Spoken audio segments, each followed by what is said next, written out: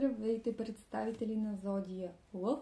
Добре дошли в моят канал Златната Гергана. Днес ще направим таро прогноза за вас. Вау! И веднага за Nine of Cups говори за изпълнение на вас. Ще ви се изпълни желание. Това казва тази карта. Явно вие сте на прага на една нова врата, където ще има голям избор и вие сте на сцената и просто желанието ви се изпълнява. За месец октомври правим прогноза, лъвове. Нека да видим какво ще има в мислите ви. При вас картите направо се леят. The Lovers, любовниците, избор. Отново говорим за избор. Вие сте да направите избор, за да се изпълнят ваши желания. Three of Wands, ето, погледнете, гледате в бъдещето и чакате нещо да се случи, правите планове. Какво е това? Three of Swords, за да не бъдете разочаровани. Правите много внимателни планове, тук някаква стратегия, за да не бъдете разочаровани и да има някакви скандали и разправи. Page of Cups, да, ето. Много внимателно комуникиране, нежно изливане на чувства, стабилно. Ще ходите с бавни стъпки, внимателно, за да избегнете някакви скандали, разбито сърце. Стоите и правите стратегия. Избори имате в момента тук, за да се изпълни това ваше желание. Нека да видим сега в душата чувствата какви ще бъдат. Няма нищо по-хубаво от това мислите да бъдат аналитични, да бъдат стратегически, да бъдат добре обмислени, но сърцето друго казва. The Huntman, Knight of Swords. Knight of Swords говори за това, че вие сте много динамични, много експресивни, много всичко да се случи, ако може за вчера, но душата казва спри и чакай, внимателно, търпение, прояви благоразумие и това отвътре ви говори. Въпреки, че искате така бързо всичко да се случи, проявявате търпение. Seven of Swords, за да... Това се води като лъжецът в тарото, но това говори и за много добре измислено хитро стратегическо решение.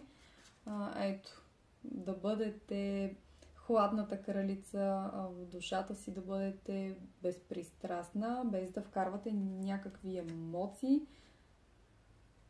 И Тауър е кулата, Тор, Зевс.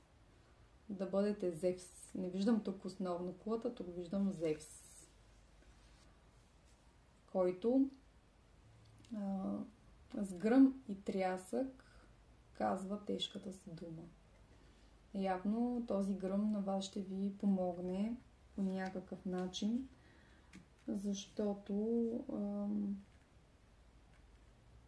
ще ви дойде някаква оригинална идея как да избегнете бавно някаква ситуация, да стар, за да сбъднете ваша съкровенна мечта.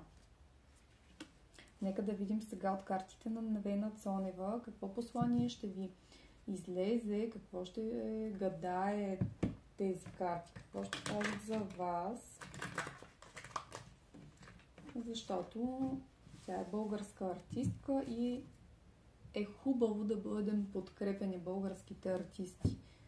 Защото ако не се подкрепяме ние, няма кой друг да ни подкрепи. Какво ви казват картите? Чай. Подход, търпение ще имаш. Споделеност и интимност в чувствата. Означава споделяне между двама души. Може би има какво да кажеш на другия човек. Има уникален начин да се грижиш за някого. Начин, който те първа трябва да откриеш. Също така внимавай да не изливаш без контрол емоциите си над другите. То е толкова хубаво посланието, че даже не смятам за допълнително необходимост да го анализираме, но тук отново излиза внимавай, точно това. да не изливаш без контрол емоциите си, защото тук говорим точно за това. За тази карта внимавай, казва да не се автосаботираш и да се провалиш. Не се самонаказвай толкова строго, приеми си, обичай личното си аз и спри да си пречиш с някакви разрушителни мисли, защото това говори точно за това. За този конник на бързите мисли, където те са разрушителни тези мисли. Това поведение ще отблъсне околните и те няма да имат вина за това нещо. Внимавай да не се самообесиш, защото и тук виждаме един обесен. Много внимателно. Тази карта, обесеният, по принцип, първоначално е изглеждала ето така. Как този човек стои на един крак и много внимателно преценя ситуацията. Има, нали, там където тази карта е с един вдигнат крак, има една змия. Трябва да проявите благоразумие и много търпение, много бавно да премисляте ситуацията през месец октомври, защото това всъщност може да ви доведе до автосаботаж, за да не ви ухапе змията. Нека сега да си намислите един въпрос и аз ще отговоря на него. Да си пресъхне. Нещо скрито чака да се разкрие. Виждате ли как картите сами плавно си текат? Намислете си още нещо, което явно идва като допълнение към този въпрос.